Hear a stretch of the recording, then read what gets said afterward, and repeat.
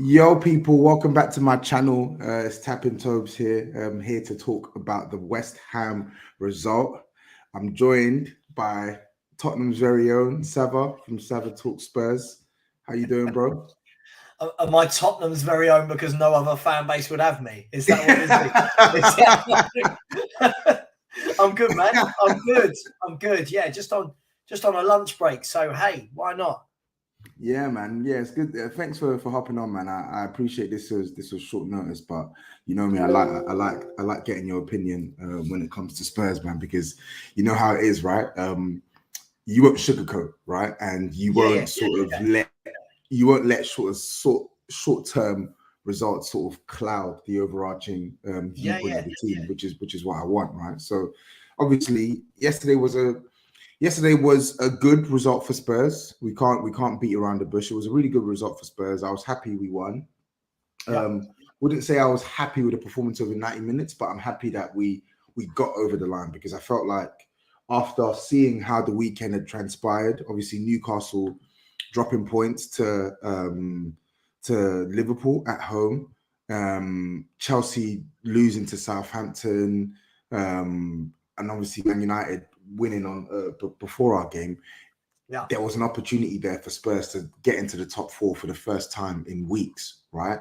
And it was one of those games where it doesn't matter how well you play in this game, just win the game, right? And coming up against West Ham, they're a team that, let's be real, we should be beaten. We should be beaten at home, but you know how it has been over the years with West Ham. I don't know what it is, but for some reason or another, sometimes we sort of drop the ball with West Ham.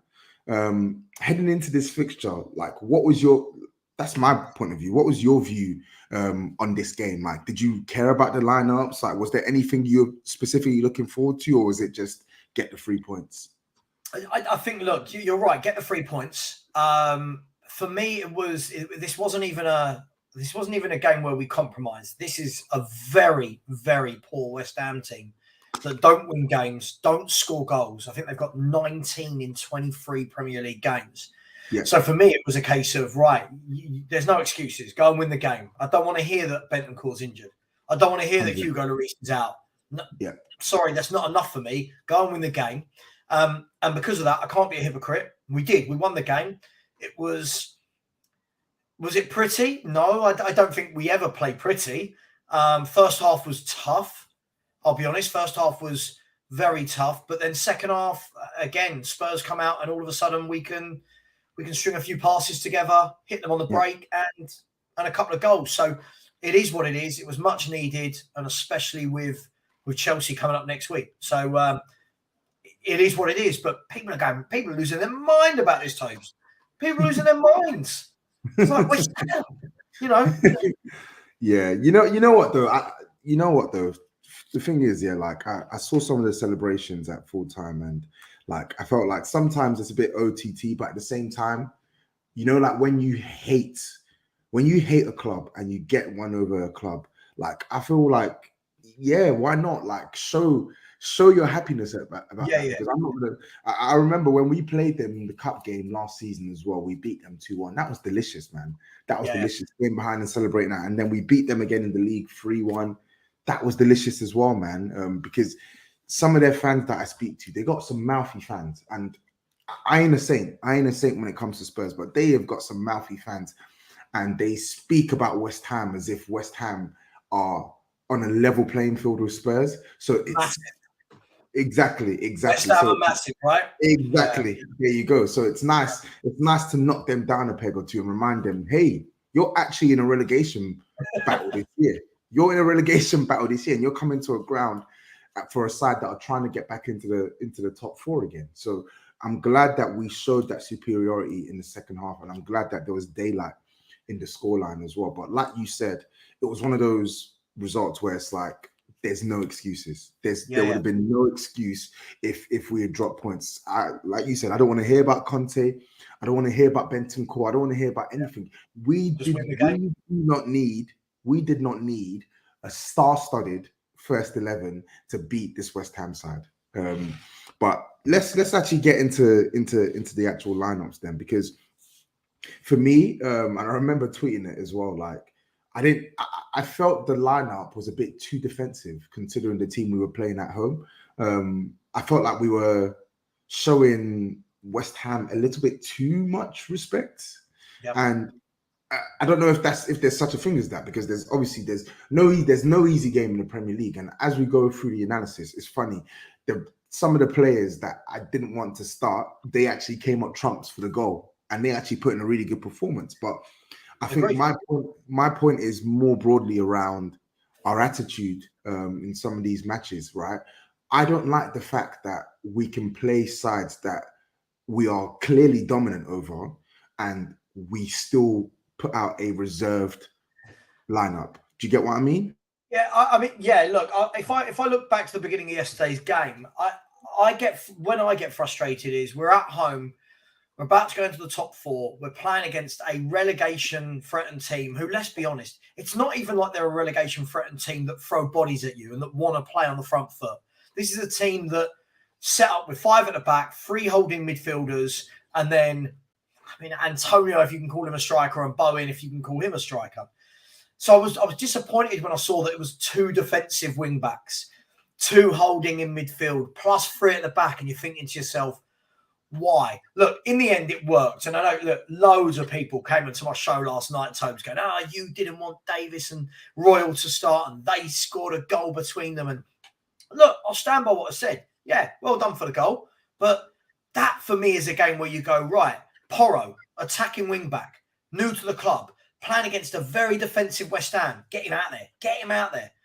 But we don't. We've seen that we will always take the safe option. It's fine. You win the game and it's fine, and everyone's justified in their selection. But Tobes, I have to be honest, this just isn't the football I like seeing. It's good.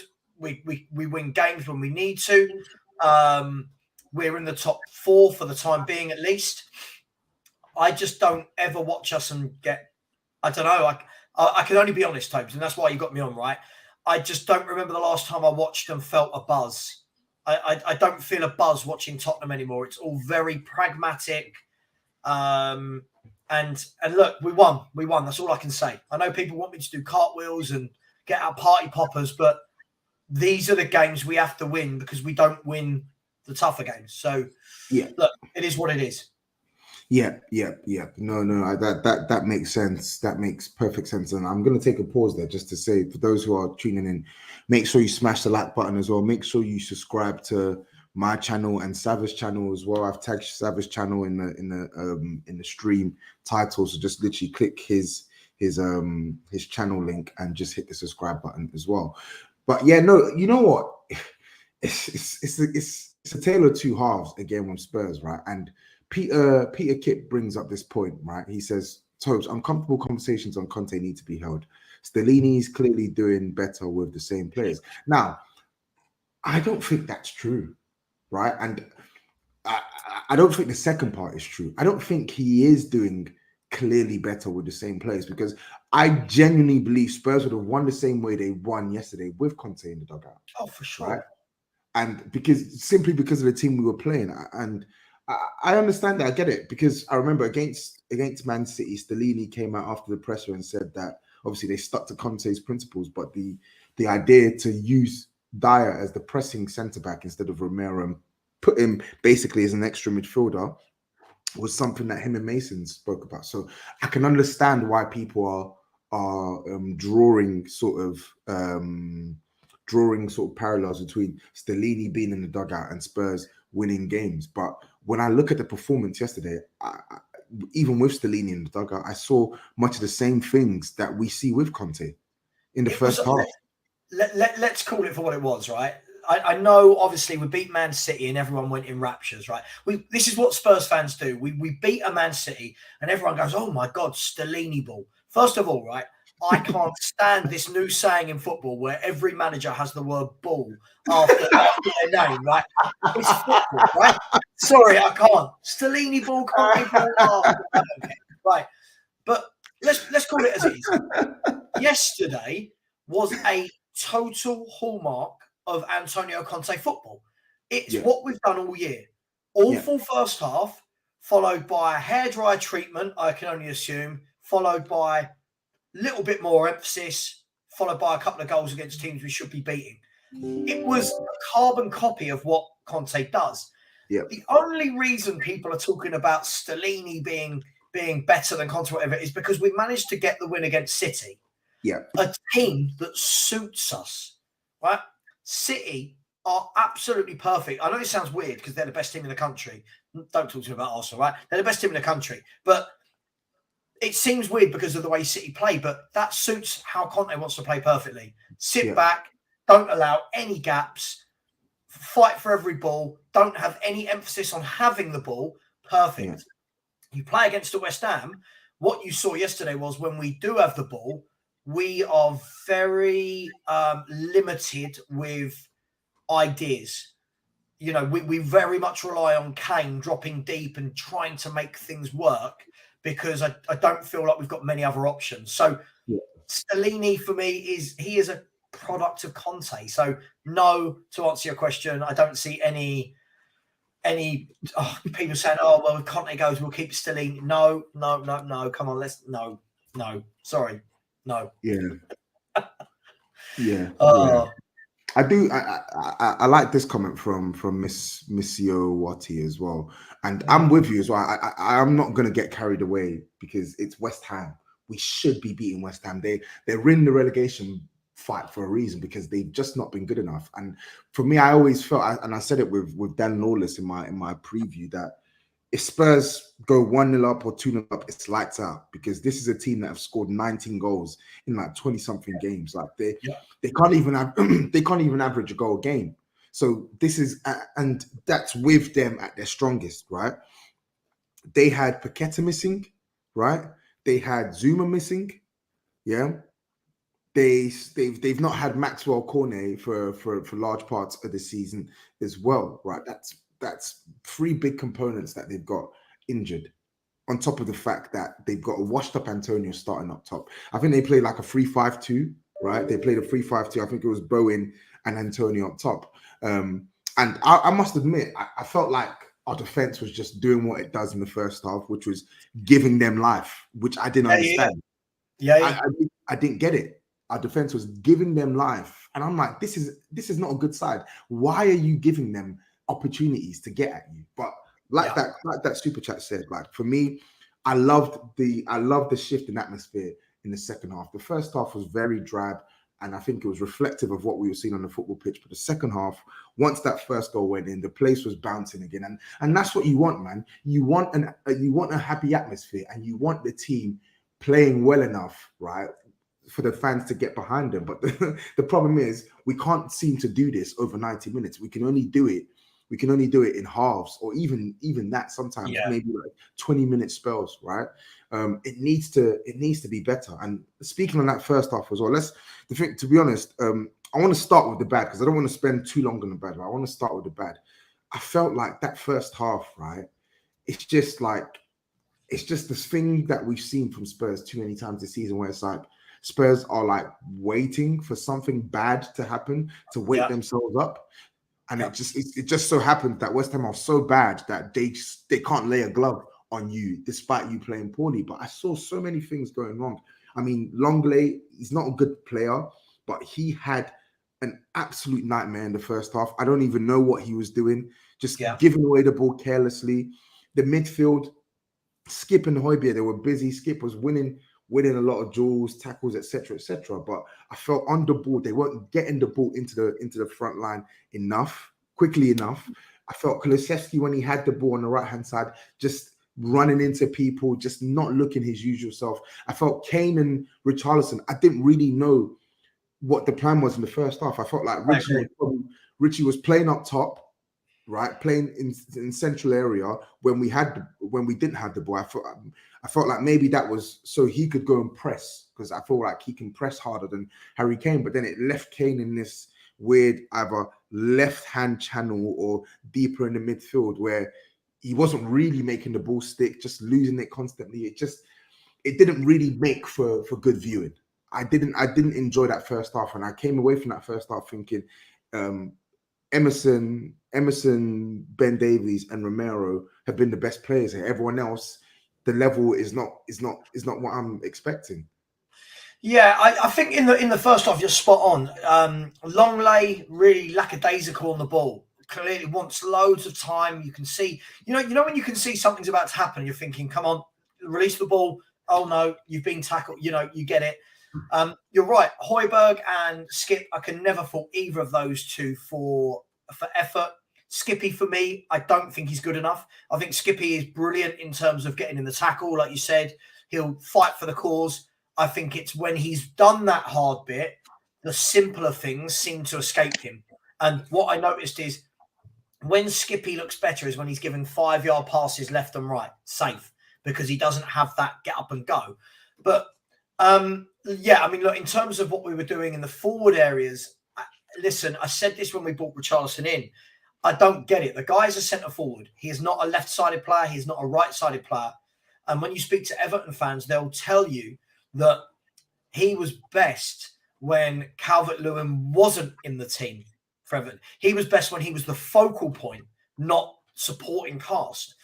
And the difficulty is he's never going to get that opportunity whilst Harry Kane's at the club, right? So what we do is we see him floating on the right, floating him on the left, but his game isn't geared towards that. I don't think his hold-up play is good enough. I don't think his link-up play is good enough. I don't think he's a guy that goes and beats his man one-on-one to whip in a cross. So it's a real tough one with Richarlison as to could and should that 60 million have been spent better in a better area. But look, it did the trick yesterday because whatever happened, it allowed Son to sit on the bench, think about his form, and then we saw Heung-min Son again. So I'm sure we'll get onto that later. But yeah, first half was drab, was really, really drab. And West Ham should have scored.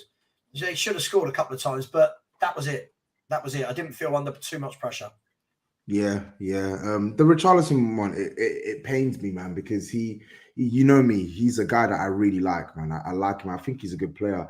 I don't think he's been given a fair opportunity at Spurs this season, and I don't think the injuries have helped. I think he's missed a lot of football this season because of the injury, but for the price tag, we do need to start seeing more from Richarlison. I felt like his link play in the first half was a bit clunky. I remember the first sort of 2 or 3 minutes, I think he must have lost the ball once already. I felt like his connection with Kane was a little bit off, right? But I don't think I felt in the first half we didn't really create much for him or Kane, and I think the only sniff he had in the first half was that ball in behind that Kane played, right, where it's sort of taking him wide, so he's had to hit it from a wider angle on his left peg, and he's obviously forced the corner, right? So I think with him, I don't know, man. I feel like we are not seeing the best of Richarlison, and I don't want people to it looks bad, right? When you look at the number of games, like 14, 15 games, it looks bad. And I ain't even going to excuse it. I think at least one goal you should have scored by now. At least one goal. I know it's tough asking for that, right? With the amount of minutes you play. But do you know what, Tobs, right? You know, I didn't want him. I wasn't the biggest fan. But I'm also, I like to think I'm level-headed enough to say that whilst I don't like the player, it's difficult because you're never going to see him get a run of 4 or 5 games in a row, and especially not in his position. So it is difficult. I think it's the chicken and egg situation. Players have to take their opportunity when they come in. But if players only come in and play a few minutes every couple of weeks, they're not in any sort of match sharpness. They don't have the relationships and partnerships built with the rest of the team. Yeah. And equally, when I've seen Richarlison look at his best is when he's being fed. He is not a centre forward. Kane's the ultimate centre forward, right? Kane will drop deep, link up play in the air, hold it up on his chest, control, pass, shoot, cross. Richarlison isn't that. Richarlison for me is a feed him and he will score some goals. Some, I'm not saying loads, like he does at Brazil, like he did at Everton. Playing wide of a free, I don't know what people expect. I feel like it was more of he was played to give Son a kick up the backside rather than actually wanting to play Richarlison, because that should have been Danjuma. That's Danjuma's natural position, right? So I don't know, mate. It all feels weird, but it goes back to what you said. We don't create. We don't create for our forwards. Yep. And on the Richarlison point as well, the thing is, like, I don't think his link play isn't good, right? Like, you look at Harry Kane, that's the benchmark of like what exceptional link play is, like holding up the ball, feeding others, giving goals, etc., right? I don't think that's Richie's strong point, but I don't think he's so bad at it that he can't do it enough for Spurs. I think he's okay at it. And I do hear you on the central point, right? Because I feel like he did do well for Everton when he played in central areas, but I also feel like he's done well in wide areas for Everton. I think the difference between him and Danjuma, like you said, is spot on. Danjuma is actually a winger. Like Danjuma he plays like a touchline winger, right? Who can score goals. He can take the ball and he'll beat 2, 3, 4 players. I don't really think that's Richie's MO. You'll see him occasionally, maybe beat 1 or 2, but that's not his MO. His MO is get me in the box, get me in and around the box with the ball, and I can actually score some goals, right? And I don't think Spurs are doing that for Richarlison, but I think this is where we need to expect more from Richie as a £60 million player. Like, unfortunately, this is how much this is the situation, right? It's not just you that's suffering here. Kane has suffered with a lack of chances.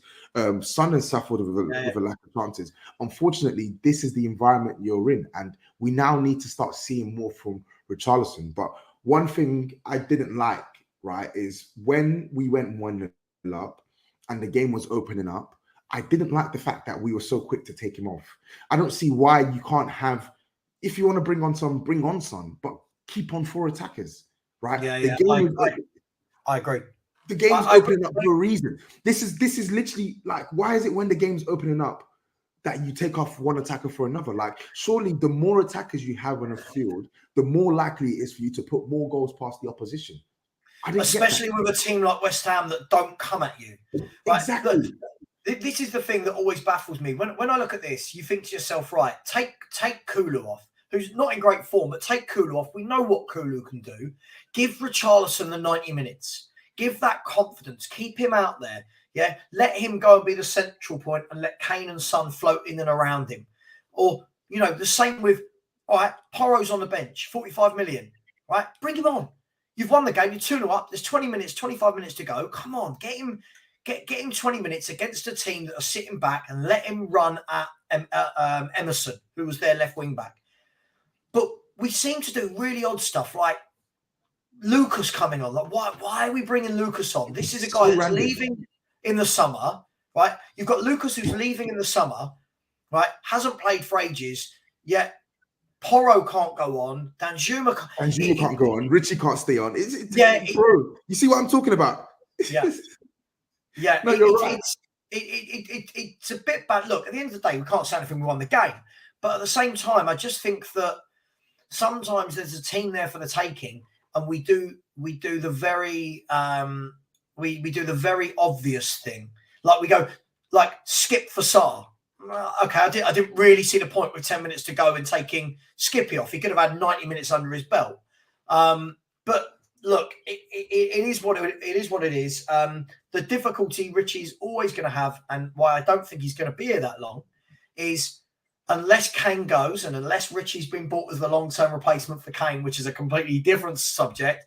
When's he going to get 4 or 5 games on the bounce? Because Tobs, you and I know. Let's be really honest, right? Let's deep down, let's search our souls for this one. Even if Richarlison had come on started yesterday, scored a brace, and we'd won 3 or 4-0 against Chelsea, I know, Hong-Min Son knows, the world knows, Hong-Min Son is starting, right? Am I right? Yep. Right. Yep. Now, what does that do for a player? What does that do? If I'm playing... and confidence. Right. Like Danjuma came on, against Preston, came on about 25, 30 minutes, got a goal in his first appearance, and you're thinking, okay, great, let's see him again. I think we've seen about 12 minutes or 15 minutes of him at Leicester. And you think, and then I've got fans saying to me, he's crap, he shouldn't be playing. How do we know? How do we know? These guys are not getting given time. So look, chicken and egg, tough one. I don't rate Richarlison. I think it was a lot of money to pay for a bloke that was going to be playing out wide. And and I will be amazed if he and Kane are both here at the same time next year. Because if I was Richarlison, I'm on the phone to my agent. I don't know about you, Tobs. I'm on the phone to my agent. I want to keep him, man. I can't lie to you. I want to keep him. I really want. That's your heart. That's your heart speaking. I think he's a good player, man. I think he's a good player, and I think he's proven it in the Premier League. I don't think this season is a true or fair reflection of Richarlison. I think he has let himself down in terms of what he's doing with the ball in some of these matches, because he was getting scruffy minutes to start the season. But the difference between now and then is when he was getting those scruffy minutes, he was coming on and he was making an impact. He was making his presence felt, and you knew he was on the pitch, and you're saying, "Rah, Richie, you're doing well.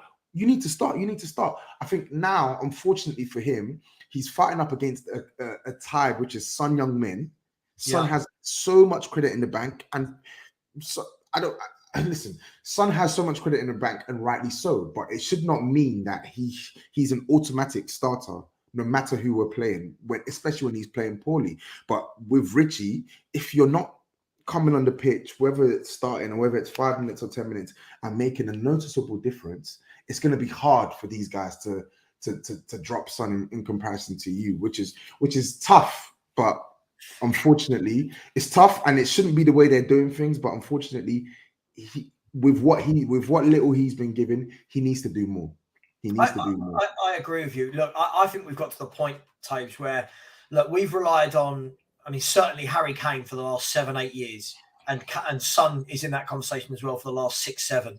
And I think as fans, we get look. This is how you know we're not a massive club that win things, because top clubs. If you spoke to Chelsea fans, Liverpool fans, Arsenal fans, United fans, and you ask them about the plethora of top players that have come, that have gone, that have been there a year, 2 years, gone, right? They don't get sentimental over it. The problem is where we've had such little to cheer about the last 6, 7, 8 years, we're so indoctrinated to loving Heung-min Son and Harry Kane that the thought of anything else scares us. Now, I'm not for 1 minute saying that Richarlison and Danjuma are better than Heung-min Son. Of course I'm not.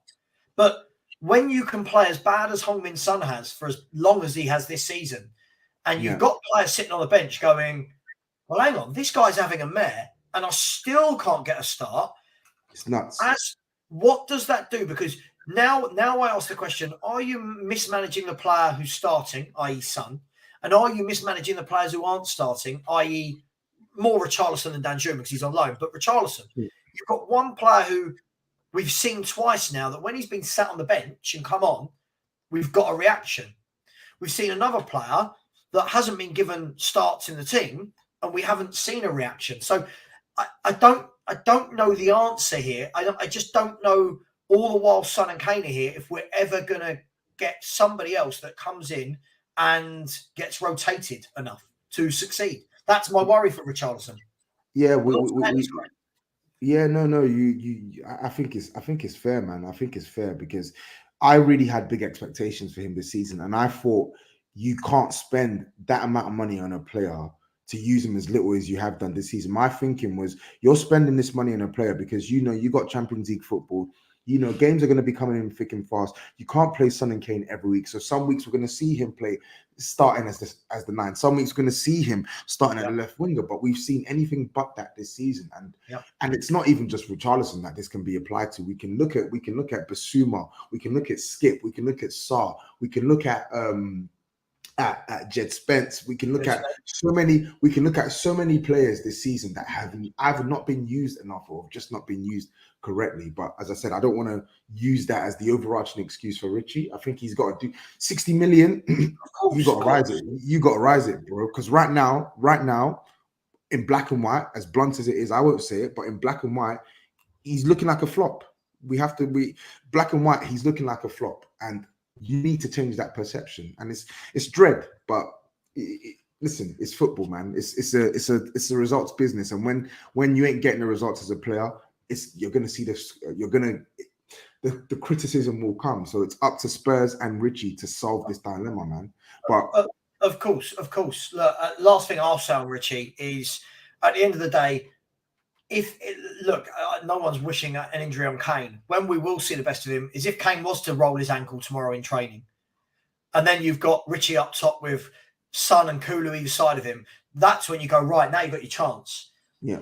By the way, I'm not wishing that to happen on Kane, but that is what Richie needs for us to see. And I can't see it changing next year either, unless Kane is not here. So it's an interesting one, but hey, this is what it's like at elite level football, right?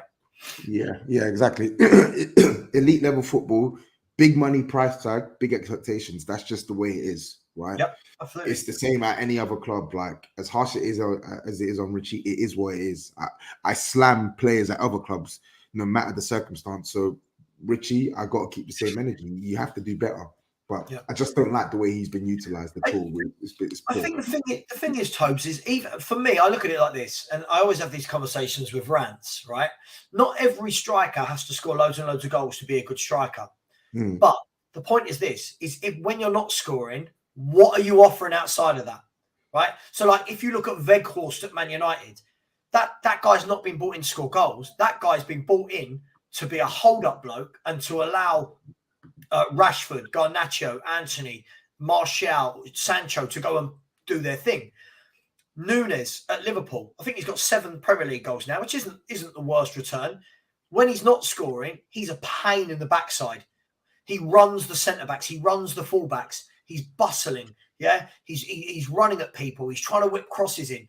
The problem is, I'm watching Richarlison going, all right, you're not scoring goals. Cool. What are you doing?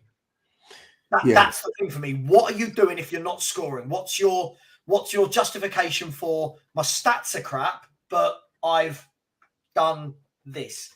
That's it for me.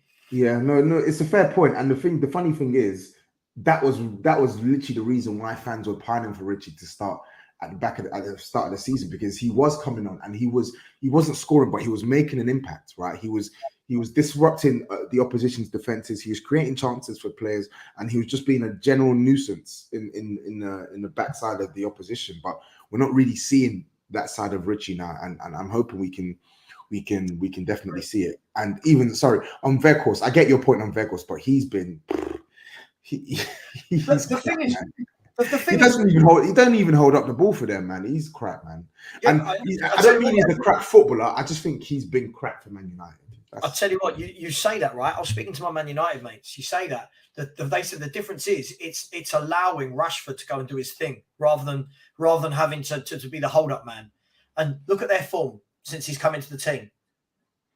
I don't think that's on him, though. No, but he's a component of that. He's a component of that. At the end of the day, listen, I'm not saying I'd ever want Wout Weghorst. I'm just saying sometimes people are brought in to do a job which isn't just to bang in goals. And for me, you have to justify something if you're not scoring goals. And this especially at that price tag as well. Yeah, of course. And this has been my issue with Son all season.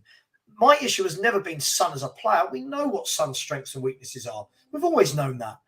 My issue with Son has been, okay, if he's not scoring those goals, what is he doing in the games? And the problem was he wasn't doing a lot. Claude Murphy, dude, sorry, just in your chat saying that is the most months I've heard a striker bought not to score goals. No, that's not what I said. Yeah, exactly. That's not what I said, Claude. This is the problem. I learned this many years ago. 2 of these, man. 2 of these and 1 of these, right? That's not what I said. When Man U bought Weghorst, there is not a chance they bought him thinking this guy's going to score 10 to 15 goals the rest of the season. He's not that striker. Jesus, sorry. I hate it when I'm misrepresented. I hate that. Sorry. It's fine. Sorry. So we've spoken about the bad. Let's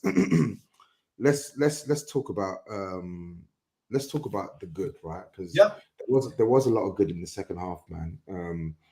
And I want to speak on Emerson Royal. I really do, because I'm not his biggest fan. I'm not about to be his biggest fan. But we need to give Emerson serious credit for the way he's been playing the past couple of games. This isn't just 1 or 2 games now. This is like, I would say this is like a 4 or 5 game stretch now, which is literally scraping bottom of the barrel, right? 4 or 5 games, right? But we have to give this guy his credit, because great. I feel like the last 4 or 5 games this guy has started, he has played well. And I don't just mean well as in, He's defended well. I mean, when he's been given the ball in midfield areas, central areas, he's not really losing it. Like I feel like he's actually finally putting in some good overall performances for Spurs, man. And yesterday was another indication of that. I felt defensively he was rock solid. And to be honest, most weeks I don't actually think that's his issue. I think most weeks he is defensively sound. But yesterday as well, making that run for that goal as well, and the composure to finish it as well. And then you could see once he scored that goal, his confidence started increasing. There was even one counter attack we had where he's flicked the ball, no look flick to Kulusevski on the right hand side, man. But I don't know. I want to hear your take on Emerson, man, because I criticize him. I criticize him a lot. So when he's playing well, I got to give the guy his credit, man. Listen, I'll always be fair. I don't want the bloke at Spurs. I don't rate him as a player. But when you put in some good performances, you have to say someone's put into good performances. And for me, do I see Emerson Royal as long-term for where we want to be? Absolutely not. Yeah. I think Emerson is one of those players where you never know what you're going to get. Sometimes he goes into a tackle and I think solid. Other times he goes in and I think, oh, you're going to make a meal of this. He can't cross. His passing's wayward. But what he is giving is 100%. He's grabbed a couple of goals in his last 4 or 5 games as well. And what you have to say about him is, look, Porro has been talked about all January. Yeah. Emerson's not an idiot. He would read the news. He would see all the stuff that's going on. New right wing back. Yeah. He would see the criticism of him. And he has stepped up to the plate on that. Now, to a degree, he stepped up on the plate. I still think he's terrible going forward. I know people say he scored yesterday. I still think from this formation, what you want from your wing backs is getting out wide, whipping balls in, constantly attacking. I don't see that from him. I do think he'd be so much better in a back four. I truly believe that one's clear. He'd be better in a back four. So I don't want him as my right wing back at a club, but I wouldn't be against him being my right back in a 4. That's as nice as I think I can be about a bloke that I don't really rate. What I will say is it has highlighted for me just how bad Ivan Perisic has been. I know people will talk about 6 or 7 assists in all competitions because he takes corners and stuff. But this guy, Emerson, is making that guy look like what we say Emerson is. Does that make sense? It makes perfect sense. And we spoke about Perisic in the summer. And I genuinely think, listen, Sessegnon's been injured and stuff like that. Okay, cool, you're playing. But the form I've seen Ivan Perisic in since we have come back from the World Cup has been downright abysmal. Like, he has been shocking. And you even saw it with his cameo yesterday. He came on for like 10 minutes and had an absolute nightmare cameo. It was you're just fouling. Jared Bowen is just skipping past you for fun. It was terrible. And it's crazy. There's no way on earth I believe that Emerson is a better footballer than Perisic. There's no way on earth I even believe Emerson is a better wing back than Perisic. But Emerson is not only playing well by his standard, he is playing well relative to the standard in the team. He's outperforming Sessegnon. He's now outperforming Perisic. Remains to be seen on Porro because we've only seen him play once. Of course. The point is he's playing at a standard that makes himself a player that the manager, Stellini, Conte, whoever it is reluctant to drop now for the right reasons. And for the wrong reasons, Perisic is struggling. He's a defense. This is the thing. I think it all depends what type of team you want to be. For me, like somebody in your comments made a good point. Jacob Miller has said, Adoji and Porro going forward next season. I think for me, that's what I want to see. Adoji and Porro going forward next season. However, I'm old and ugly enough to admit, Tobs, that there are games where you need more defensive stability. You know you're going to get pinned in, i.e., when Man City come to town, I don't want Porro bombing down the wing and Jack Grealish has got all the space in behind him to play, right? You don't do that. Yeah. But I also acknowledge that in games like yesterday, and I'm talking about next season now because Porro's been here for like a week or whatever, I don't know, right? games like last night, if they were fit, that's where I want to see a Porro running at Emerson, whipping in crosses to Kane.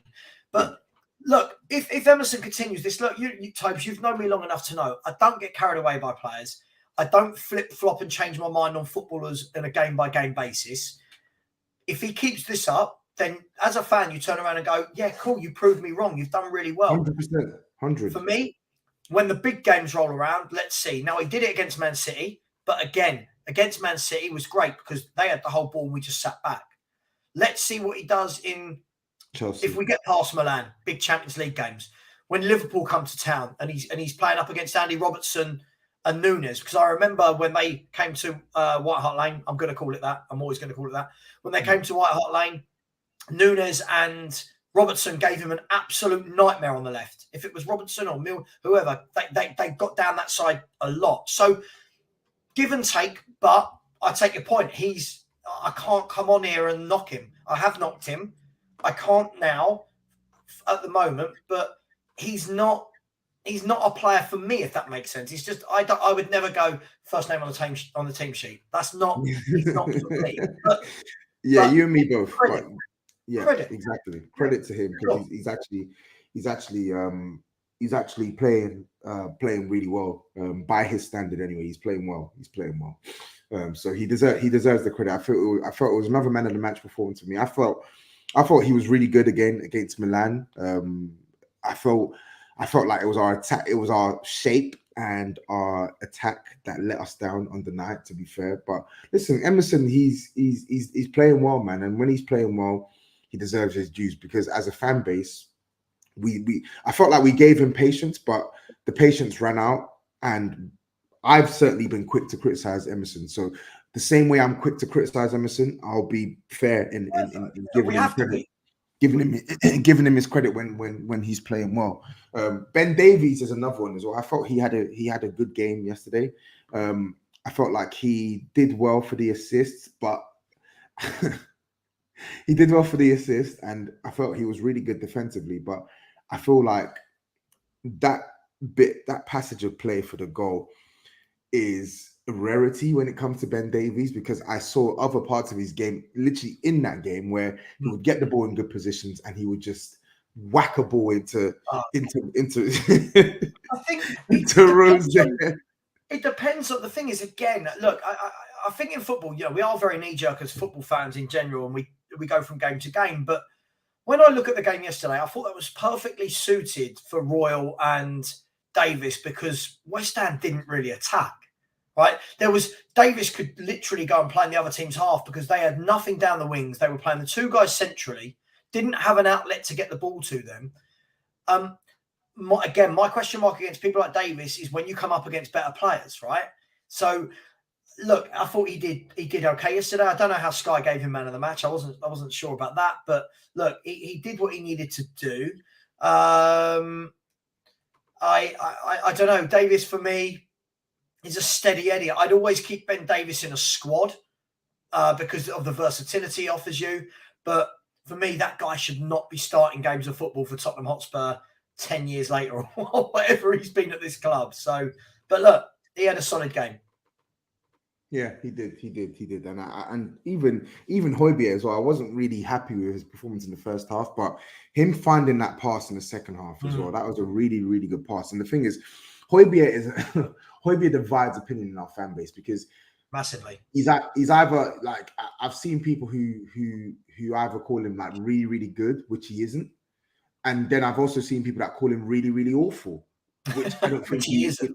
Which he isn't. I think he's somewhere in the middle. I think the problem with Hojbjerg is he's average, right? Like he's an okay player, which means that he will give you some good games, like as we saw at the start of the season, but he will give you a whole bunch of poor games where his passing is so erratic, his defensive, his timing of the tackle, not even timing of the tackle, his timing of his press is off. He plays a little bit like a headless chicken. And just even though he has the capacity to pass well given time and space, right? He can't. His passing consistency isn't the best. And I feel like similar to Skip, I feel like these guys are a bit robotic in possession. You can't really glide past players like Bentancur and Sarr are probably Bentancur, Sarr, and Basuma. Do you get what I mean by body shape? These guys can receive the ball in a different way to you, and they can beat a couple of players. You don't see that with Hojbjerg, right? But before I answer on Hojbjerg, can I just address one person who said something about me in your chat? I'd love to address, not in a rude way. So Kazdana Unkalanga has said the way Savva talks about our players is like he grew up watching teams like Man City. Now, I don't know what you mean by that, but I just let you know I'm of the age that I grew up watching Waddle. I grew up watching Waddle, Hoddle, Gaza, Paul Walsh. I grew up watching players like Gary Mabbott, Teddy Sheringham, right? Chica Popescu, Klinsmann. I don't know what he means by grew up watching team like as if I was watching a Spurs team like Man City. I don't know what you mean. Let us know what you mean by that. But look, Hojbjerg is what Hojbjerg is. He is a steady professional footballer that I think every club loves players like that in your squad. He won't let you down. He's always fit and available. He gives you 7 out of 10 each week. Every now and then you'll have an 8. He dies for the cause. He celebrates tackles. He's a leader in terms of his attitude. He's the ultimate club footballer. Remember when you were younger? I don't know if you still play now, but when you were younger, you played for a Saturday or Sunday league team, whatever. And in the year of Players of the Year award, there was the clubman. You know, the guy that was just the rock, the steady guy. Wasn't the best player, wasn't the worst player. That's Hojbjerg. A good player that every now and then you go, oh, that was awful. And every now and then, like the pass yesterday, you go, oh, that was brilliant. Yeah. And you can see why every manager picks him. Every manager picks this guy. For me, I'm going to say it, if he's going to play every game, he would be my captain. There you go. Really? Yeah. The thing is, I do like, and the thing is, I've always been reluctant to sell Hojbjerg, but I would actually be open to selling Hojbjerg if Spurs could bring us a guaranteed upgrade. But I feel like the ideal scenario for me is for Spurs to upgrade their midfield and keep Hojbjerg within that team. Because I actually like the way he speaks. I like the way he carries himself, even though it doesn't transmit on the football pitch week in, week out. I feel like you want those type of characters in the squad. Oh, sure. You do. Yeah, sure. Absolutely. This is the thing. Listen, I've always said that at this club that there's not a lot of leaders. I don't see many leaders, like true captains in that squad. That we've got a lot of people who are captain for their country, but are more quiet leaders. What I like about Hojbjerg for me is that tenacity. It's that will to win. It's that give you everything. Now, look, there are games when I'm massively frustrated with him, Tobs, and it looks like he's running in treacle, right? There are games where you think, you can't be centre mid, you ain't got no engine. Then there's other games where you go, what a warrior he's been today, you know? Yeah. And look, can I forego some of that consistency? Yes, because I know what he is. When you've got top players, though, when you've got your top players like your Kane and Sons, that's where you want your level of consistency, right? Because you know what they are and what they're not. Hojbjerg, we know what he. And yeah, Mario in your chat said it. Hojbjerg is very much like Granit Xhaka, going to divide opinion. Not the best player, not the worst player. Gives his all, gets silly yellow cards, but all in all, every manager's going to play the bloke. So yeah I just don't think he has to play every game. That's my thing with Hojbjerg. Yeah, sure. If you're gonna keep Hojbjerg, he shouldn't play every game because respectfully, and I'm a huge Hojbjerg fan. I get the piss taken out of me in our New Spurs Order chat because of how much I like Hojbjerg, but I can't help it. I like him as a player, but I can acknowledge that this guy, you are not good enough to be starting. For where we want to be, you are not good enough to be starting week in, week out, right? It doesn't mean that you can't play a couple of games here and there, but I just don't like the fact that our manager and Stellini or Conte, whoever, insists on him playing week in, week out, week in, week out. I would say that one of the failures from this year so far has been not being able to get Basuma in more regularly and getting the best out of him. Because this isn't, lots of times when we buy players, Tobes, not Tottenham, and when anyone buys players from abroad, the answer is always, oh, well, you know, they're coming to a new league. They need time to adapt and their new surroundings, the language. Basuma, for me, has had 4 brilliant seasons in the Premier League for Brighton. We've seen him run midfields in games against us and against Arsenal and Chelsea and Man United. This is a guy that I was so excited to see come to the club.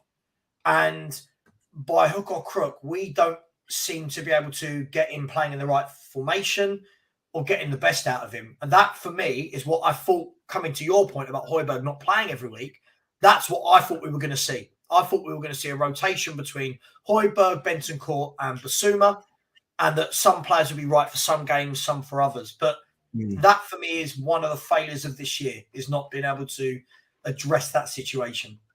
Yeah, and it's not even just him as well. It's not even just Basuma. I think even Sarr as well. Like, I saw when we signed Sarr last year and we had him on loan and stuff, right? I saw some of the clips. Like, okay, I didn't watch full matches, but he's clearly got something in him as a player. And the fact that we've waited so long and then the game we throw him in is against the best on form, the best side in the league in a 2-man midfield. I'm like, it's poor management. It's poor player management for me. But you saw Sarr. Sarr was really good against Milan. And I actually thought, and I felt like Sarr and Skip deserved to start against West Ham yesterday, but because of the preference of Hojbjerg, again, we talk about players who can be out of form for weeks, but they carry so much credit with the manager because of previous performances. Hojbjerg is one of those players. I don't think it should be that way. I think you shouldn't be afraid to drop Hojbjerg if he's not playing well, but credit to him for the pass, for the goal. And that's not the first time he's made those passes, man. People will look at it. This is not the first time Hojbjerg has been getting assists for Spurs. He's been doing some of these passes occasionally in his game from the first season he joined Spurs. He'll make a line breaking pass that will take basically 2 defensive lines out of the game and put a player in and go. We saw literally a carbon copy of this pass for Sessegnon this season as well. So I'm happy that he stepped up for us as well, and I'm just happy we kept a clean sheet as well, man, because we needed that. We've had Romero who's been off color in recent weeks. He looked good against West Ham. We've had Dyer, who's just not a good player, but again, after the hairy first half, I'm glad that we kept a clean sheet. But again, I don't want to gas up the clean sheet because it's literally West Ham. We're talking about a team who can't score, right? Do you know what, right? I get a lot of stick toes because I don't go mad after beating teams like West Ham, right? I don't even go mad after beating teams like City. And I'll tell you why, right? Look, I'm 40 years of age, Tobe. I know I look young. I know I look sexy. I know I look good for my If I don't say it, no one else is going to. Look, on a serious note, right? I'm 40 years of age. I supported Spurs so long that you know what happens. You get that feeling in your stomach. And the problem is with Spurs is we are so inconsistent as a team. Yeah. There's so many times where fans and this is the worst thing about doing a YouTube channel, right? Fans in your chat, whenever you win a game, will straight away, they say things like, you're in the mud, you're in the mud. Bearing in mind, I've supported Spurs longer than them, seen us win European trophies, seen us win FA Cups, but I'm in the mud, right? The worst thing about it is people get so excited after a win. And I always say, keep your feet on the ground because I want to see consistency. So, for example, we beat West Ham. Cool. Now back that up with a win against Chelsea, then go and beat Wolves away. Now I'm saying we're favourites for top 4.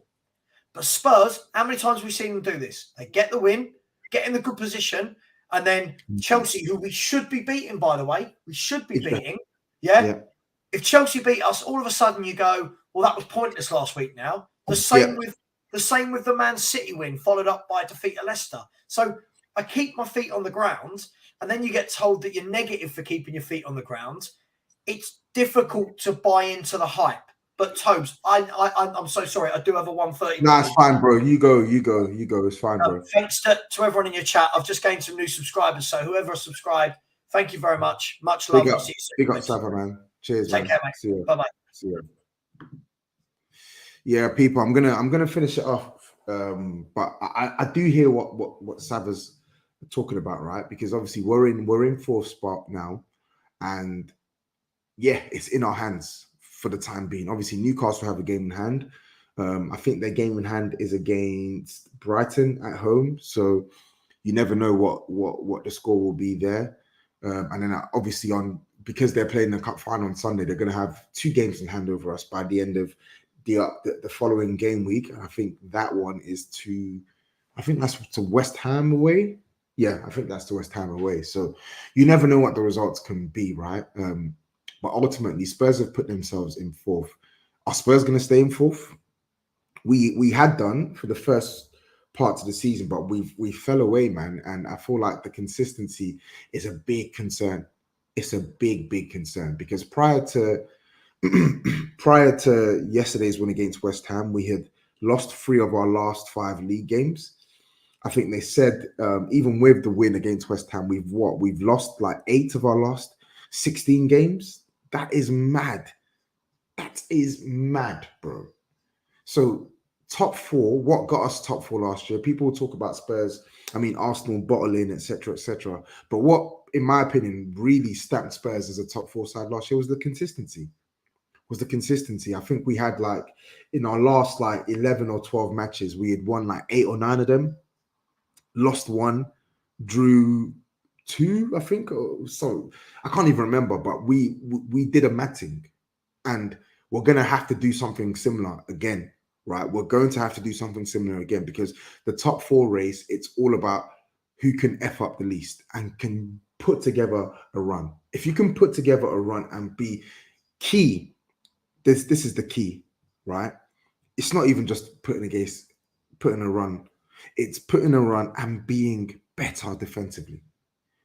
If you look at our defensive record, in the back end of last year, it was fantastic. Spurs now this season have conceded 35 goals. To put it into context, Southampton are bottom of the league. And they've only conceded 5 goals more than Spurs, which tells you how bad our defense has performed. Spurs need to start winning more matches and they need to start defending better as a unit. I am not going to be impressed by keeping a clean sheet against one of the fewest scoring sides in Premier League. It's good. We had some good performances defensively, but it's not impressive to me because West Ham, they're poor. And when you go 1-0 up against this West Ham team who have no desire to attack, it's lights out. Sorry, people asking about super chats. Let me go through some super chats now. So big up Azard. He says, sick of this football. I want him out. I want him gone. Conte out. He's recovering in Italy, but I get the sentiment. I honestly do. Big up Peb. I don't even know how to pronounce this. Peb BW or Peb. Yeah, I don't know. Pebs. I'm just going to call you Pebs. Stellini bringing on Lucas. And people think he's any different to Conte. Brother, this Stellini thing, it may seem like I have an agenda. I don't have an agenda, but I'm just trying to make people see sense here. Stellini is a disciple of Conte. He's doing what Conte wants him to do with this team. If he wasn't doing that, he would not be Conte's number 2. Right? But that Lucas thing actually baffled me. And I can't even lie, it low-key, in fact, it's not even low-key, it annoyed me. I don't want to see Lucas Moura touching pitch in 2023 for Spurs. Why? You've barely kicked the ball all season. You're leaving in 4 months' time, right? Why are minutes being afforded to guys who are not going to be here in a couple of months' time? No. Danjuma, who's only here for a couple of months, that you went out of your way to sign ahead of Everton in January, why isn't he getting some of these minutes? Why isn't Richarlison staying on for longer? I didn't like that, right? So, yeah, I didn't like that at all. I'm going to finish off with, I'm going to read this super chat. So, big up Midway. He says, Hojbjerg for Denmark is good when he's with Stellini. Listen, Hojbjerg is really good for Denmark. He is. I can't front. I like Hojbjerg, man.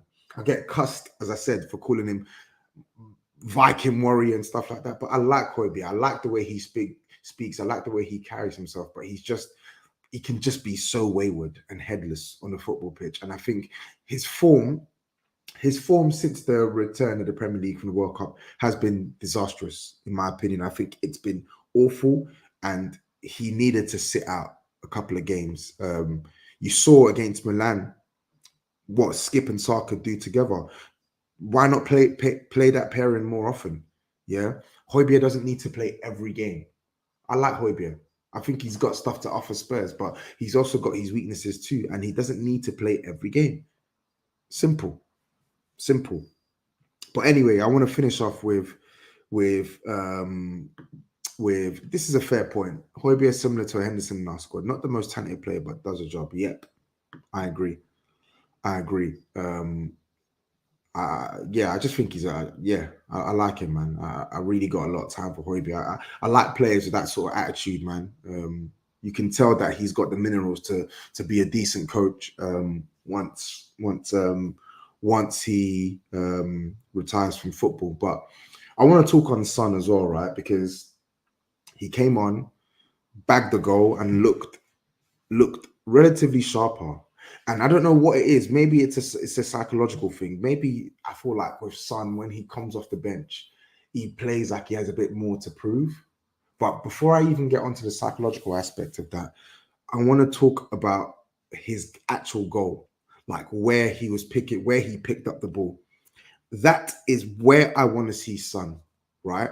When the ball gets played up, whether it's to Kane or Kulusevski, etc., I want to see Son where he was for that goal. Yeah, I want to see him on the line, on the last shoulder of the opposition centre back. That's where I want to see him, because that is where you get Son at his best, either there or in wide left positions when he can make that outside to in run.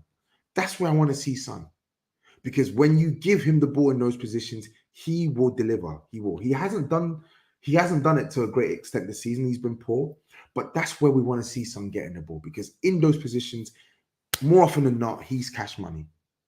He's cash money, right?